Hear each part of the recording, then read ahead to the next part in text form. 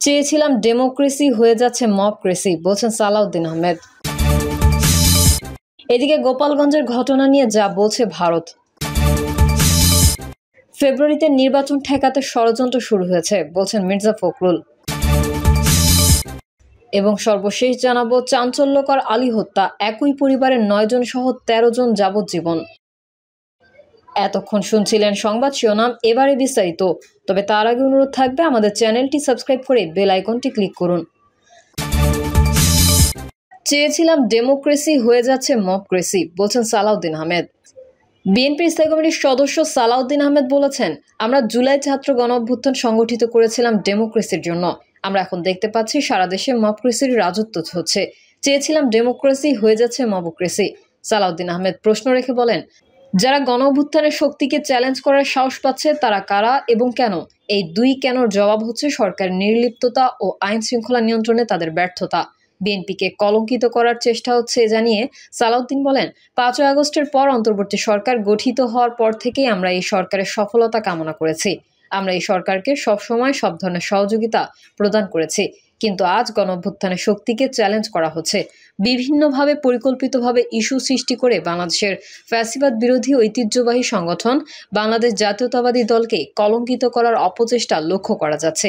কারা এসব করছে? কারা ফ্যাসিবাদের পুনর্বাসনের পথ পুনরায় সৃজন করতে যাচ্ছে? এই প্রশ্নের জবাব আমরা দিতে পারি। যারা ফ্যাসিবাদের পুনর্বাসন চায়, যারা গণঅভ্যুত্থানের শক্তিকে চ্যালেঞ্জ করতে চায় এবং বিভিন্ন ইস্যু সৃষ্টি করে গণঅভ্যুত্থানের শক্তিকে কলঙ্কিত করতে চায়, তারা। নির্বাচনের বিষয়ে তিনি বলেন, আমরা আশা করেছিলাম লন্ডন বৈঠকের পর প্রধান উপদেষ্টা যথাযথ প্রক্রিয়ায় ফেব্রুয়ারির প্রথম সপ্তাহে নির্বাচনের প্রস্তুতির জন্য নির্বাচন কমিশনকে মেসেজ বা ইনস্ট্রাকশন দেবে। কিন্তু আমরা লক্ষ্য করলাম আপনি আইন শৃঙ্খলা বাহিনীর সঙ্গে বৈঠকে নির্বাচনের কথা বললেও এখনো নির্বাচন কমিশনকে কোনো ইনস্ট্রাকশন দেননি।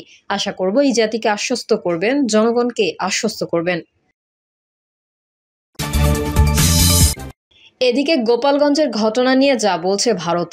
গোপালগঞ্জের জাতীয় নাগরিক পার্টির জুলাই পদযাত্রা ঘিরে বুধবার দফায় দফায় হামলা, ভাঙচুর, অগ্নিসংযোগ ও ককটেল বিস্ফোরণের ঘটনায় অন্তত 4 জনের প্রাণহানি ঘটেছে।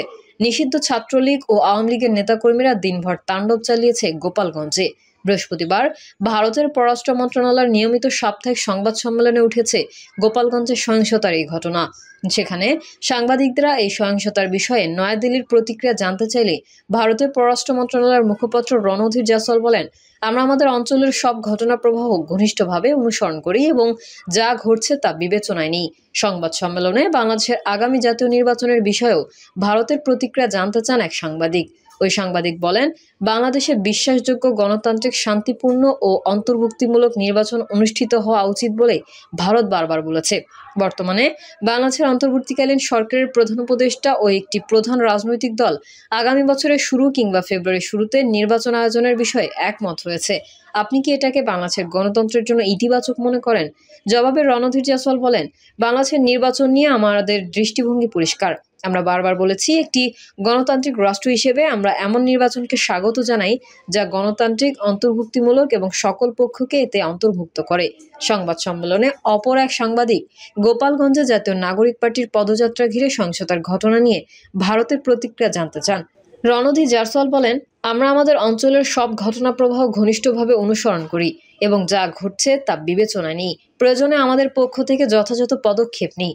ময়মনসিংহে প্রখ্যাত চলচ্চিত্র নির্মাতা ও সাহিত্যিক সত্যজিৎ রায়ের পূর্বপুরুষের স্মৃতিবিজড়িত বাড়ি ভেঙে ফেলার বিষয়ে এক সাংবাদিকের করা প্রশ্নের জবাবে রণধীর জয়সওয়াল বলেন, সত্যজিৎ রায়ের বাড়ি নিয়ে বলতে পারি, আমরা বাংলাদেশের পররাষ্ট্র মন্ত্রণালয়ের একটি প্রেস বিজ্ঞপ্তি দেখেছি। আমাদের অবস্থান পরিষ্কার, আমরা বাংলাদেশের সঙ্গে ইতিবাচক ও গঠনমূলক অংশীদারত্ব চাই। তিনি বলেন, আমরা উভয় দেশের নেতৃবৃন্দের সঙ্গে বৈঠক করেছি। আমাদের পররাষ্ট্র সচিব বাংলাদেশ সফর করেছেন। ভারতের পররাষ্ট্রমন্ত্রী ও বাংলাদেশের পররাষ্ট্র মন্ত্রণালয়ের উপদেষ্টার মাঝে বৈঠকও হয়েছে। বাংলাদেশ ও ভারতের মধ্যে বেশ কিছু সহযোগিতার ক্ষেত্র রয়েছে, যার মধ্যে উন্নয়ন অংশীদারত্ব রয়েছে। এই প্রেক্ষাপটেই ভারত বাংলাদেশ সম্পর্কের বিষয়টি দেখা উচিত। বাংলাদেশি নাগরিকদের ভিসা দেওয়ার বিষয়ে এক প্রশ্নের জবাবে রণধীর জয়সওয়াল বলেন, ভারতের সরকার বাংলাদেশি নাগরিকদের জন্য ভ্রমণ, মেডিকেল ইমার্জেন্সি এবং শিক্ষাসহ বিভিন্ন উদ্দেশ্যে উল্লেখযোগ্য সংখ্যক ভিসা প্রদান অব্যাহত রেখেছে।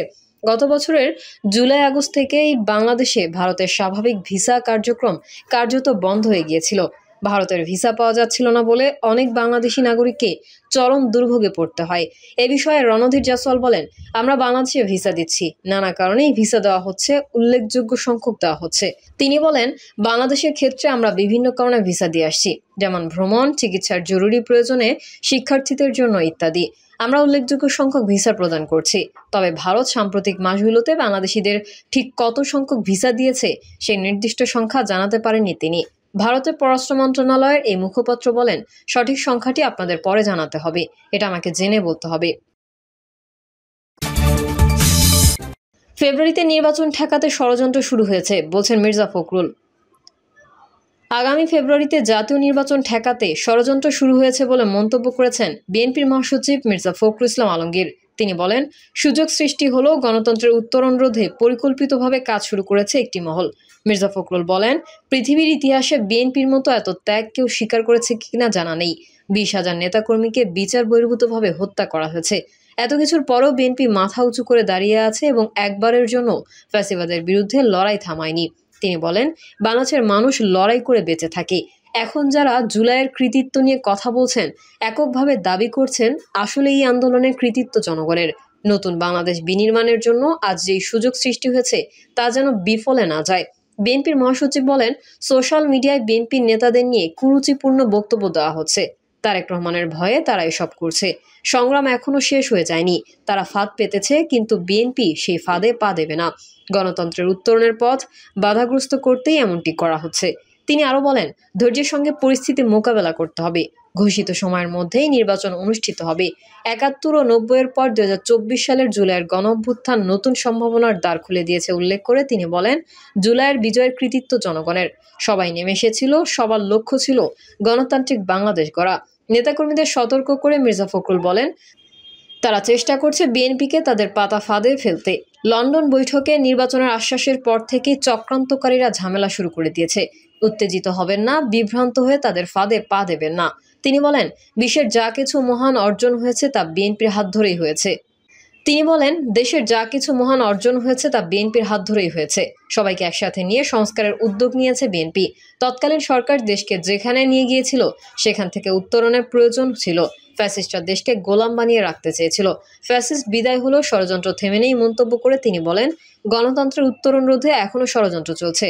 তারেক রহমান জাতীয় নেতা, তাই তাকে নিয়ে উদ্দেশ্য প্রণোদিতভাবে অশ্লীল অশ্রাব্য ভাষায় কথা বলা হচ্ছে শুধু ভয় থেকে। চাঞ্চল্যকর আলী হত্যা, একই পরিবারের 9 জন সহ 13 যাবজ্জীবন। কিশোরগঞ্জের করিমগঞ্জে চাঞ্চল্যকর ব্যবসায়ী সৈয়দ আলী হত্যা মামলায় একই পরিবারের 9 জন সহ 13 আসামির যাবজ্জীবন কারাদণ্ড দিয়েছেন আদালত। এছাড়া প্রত্যেককেই 10,000 টাকা করে অর্থদণ্ড প্রদান করা হয়েছে। মামলার বিবরণে জানা গেছে, আসামিদের সঙ্গে মুদির দোকানদার সৈয়দ আলীর জায়গা নিয়ে আগে থেকেই ঝামেলা চলছিল। আলী 2016 সালের 23শে মার্চ নিয়ামতপুর বাসস্ট্যান্ড বাজারে গেলে কিরিচ, ছুরা, লাঠিসোঁটা, রড ইত্যাদি দিয়ে আসামিরা হামলা চালিয়ে তাকে গুরুতর আহত করে। তাকে উদ্ধার করে প্রথমে উপজেলা স্বাস্থ্য কমপ্লেক্সে নেওয়া হয়, পরে কিশোরগঞ্জ সদর হাসপাতালে ভর্তি করা হয়। সেখানে অবস্থানের অবনতি হলে তাকে ঢাকা মেডিকেল কলেজ হাসপাতালে পাঠানো হলে চিকিৎসাধীন অবস্থায় 29শে মার্চ তার মৃত্যু হয়। এ ঘটনায় 25শে মার্চ তার বড় বোন পারভিন সুলতানা বাদী হয়ে করিমগঞ্জ থানায় একটি হত্যা চেষ্টার মামলা রুজু করেন। পরে আলী মারা গেলে মামলাটি হত্যা মামলায় রূপান্তরিত হয়। তদন্ত শেষে একই বছরের 21শে সেপ্টেম্বর উপপরিদর্শক শহর আলী 13 জনকে অভিযুক্ত করে আদালতে অভিযোগপত্র দাখিল করেন। দীর্ঘ শুনানির পর বৃহস্পতিবার দুপুরে মামলার রায় ঘোষণা করেন আদালত। প্রিয় দর্শক, এই ছিল এখনকার সর্বশেষ সংবাদ। আপডেটের সংবাদ পেতে চ্যানেলটি সাবস্ক্রাইব করে বেল আইকনটি ক্লিক করুন। কমেন্টে আপনার মতামত জানিয়ে আমাদের সাথেই থাকুন। ধন্যবাদ সবাইকে। আল্লাহ হাফেজ।